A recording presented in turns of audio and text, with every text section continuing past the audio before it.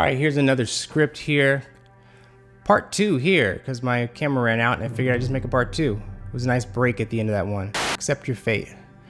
Oh, that was people. Short people in the NBA have a particular career path, and every once in a while they can break away from it, like Isaiah Thomas did. Modern Isaiah Thomas. But eventually they go right back to it, which is wandering the league as a journeyman and every once in a while having an exciting game. Because short people who play basketball are good. They are really good at basketball. You don't end up in the NBA as a 5 foot something if you're not really good at basketball. Problem is they're short.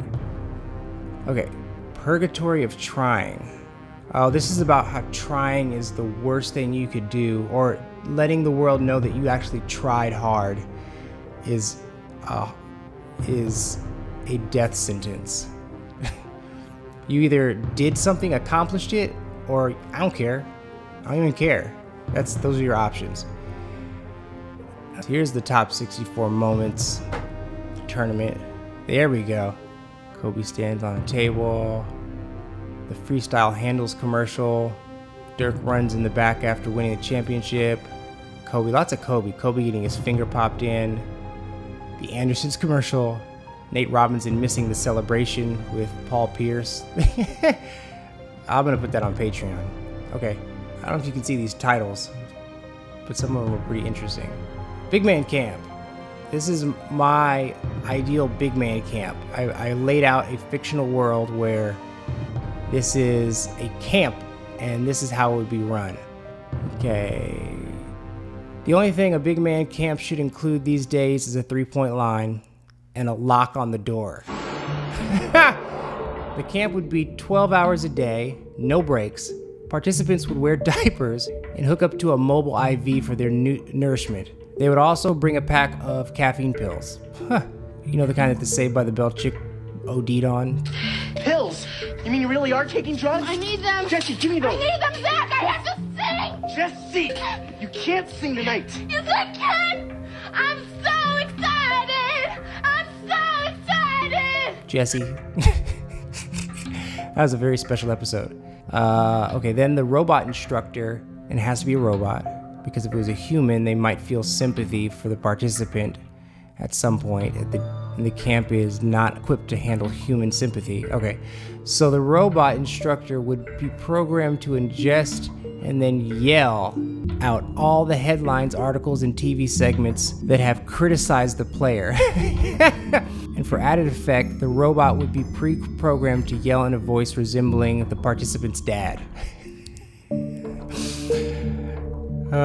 Just to really lay on those emotional triggers for the participant. Anyway, the only rule is that the participant must make 98,650 3-pointers. It doesn't have to be in a row. It's just got to be done before the lock on the door will open. Why 98,650? Because 1 million seemed impossible, and 100,000 seemed to be too on the nose. So 98K seemed precisely unprecise. What happens after 12 hours? The robot rolls out a hard-ass store mattress that the participant will be strapped down to. Headphones will be attached to their ears, and for the next 12 hours, the audio from the entire day's session will be played back. Just to make sure the key points are learned in this session and reinforced, which is always important to do.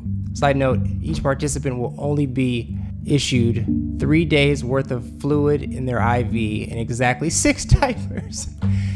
So you can do the math on what they need to, on what rate they need to make their threes. Also, the robot is not responsible for starting the IV. All the needles and equipment will be on a sterilized table, kind of like a dentist, and it's up to the participant to take it from there. Okay, that's Big Man Camp. All right, I've run out of time. Really, thank you to my patrons. And let's get this channel over 1,000 subscribers. I'd love to get this one up to 5,000 one day. And then I know, at least when I'm posting here, that a decent amount of my audience are seeing these updates.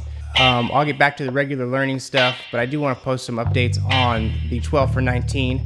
And also, some of this stuff I said I'm going to put on Patreon, I will put on Patreon. Not everything will be behind a paywall, though. I might just make it public. And that's it. Check out the store. There's like a bunch of new shirts. I really refined things. Some of you guys said that you wanted to go and check out the store and spend some money and support the team here, which is me and my wife and my 12 children that I may or may not have. This is the time. It's good stuff. It's impressive stuff. It's unique, whatever it is. And as Rusty Bucket said, some of these shirts, they're gonna become 80% of your personality once you put them on. All right, that's not a guarantee, but it is a promise. All right, remember Minute, everything evergreen is a process. That's what I say here on the Learning Channel, because it's all about the process. Evergreen is a process. All right.